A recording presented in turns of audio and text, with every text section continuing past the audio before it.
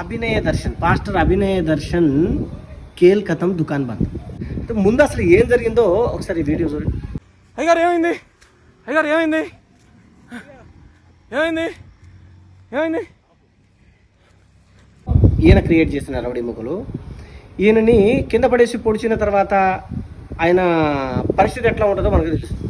మరి ఆయన లేచి ఉన్నాడు, ఆయన్ని పక్కనున్న వ్యక్తి, వీడియో తీసే వ్యక్తి ఏమంటుండు, అయ్యగారు అయ్యగారు ఎలా ఉన్నారు, బాగున్నారు, అది ఇదని ఏదో అంటుండు.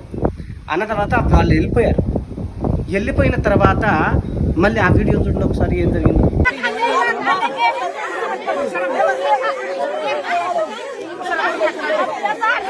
చూసారు కదా. నిజానికి ఈ వీడియో చూసినప్పుడు ఆయన కొట్టిపోయిన తర్వాత ఆయన బాగానే ఉండు, దాని తర్వాత ఆయన పడిపోయి ఈ విధంగా డొల్లటం ఏంటి? మీకు కూడా ఈ ఆలోచన వచ్చిందా? రాకపోతే ఒకసారి ఆలోచించండి. ఇప్పుడు ఇదంతా ప్లాన్ మర్డర్గా క్రియేట్ చేయడానికి ఈయన చేసిండు అని అంటానికి మీ దగ్గర ఆధారాలు ఏమున్నాయి అని అంటారా? సరే, ఆ ఆధారాలు కూడా ఒకసారి చూడండి. మీరు ఇలా మాకు వాళ్ళే చేయమని చెప్పాడండి, కార్డ్ని కొట్టేసి వెళ్ళిపోండి, మిగతా మేము చూసుకుంటాము అనేసి అభినయ దర్శనం ఇంకా ఈ జాన్ బెనడి చెప్పాడు మాకు.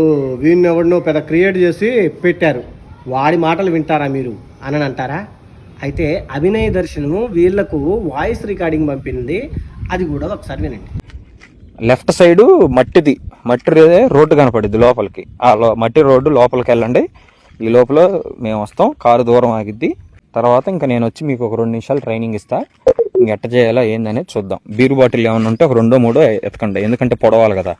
విన్నారుగా, ఇంకా ఇంతకంటే సాక్ష్యాలు ఇక మీరే ఎతకాలేమో. మరి పోలీసు వాళ్ళు దీనిపై ఆరా తీసి పకడ్బందీగా క్రియేట్ చేసిన డ్రామా అని చెప్పేసి తేల్చేశారు.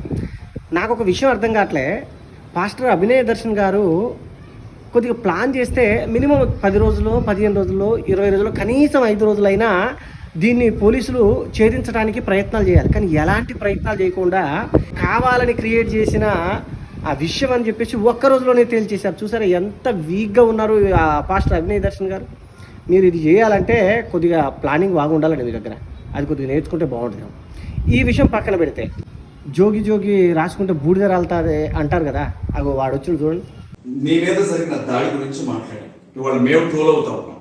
భాను మేకలను ట్రోల్ చేస్తున్నారు, అజయ్ బాబుని నన్ను ట్రోల్ చేస్తున్నారు, ఫేక్ పాస్టర్స్ అని చెప్పి నోటుకొచ్చినట్లుగా మాట్లాడుతున్నారు. చూసారా, ఎక్కడైనా ఇలాంటి సంఘటనలు జరిగితే గబక్కన వాలిపోవాలి, వాడు ఏడురా అని మీరు ఆలోచించారుగా.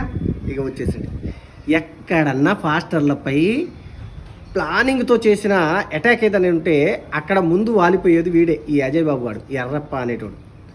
ఇక వీడు వచ్చిందంటే అందరికి అర్థమైపోద్ది ఇదంతా నాటకం, పెద్ద బూటకం అని.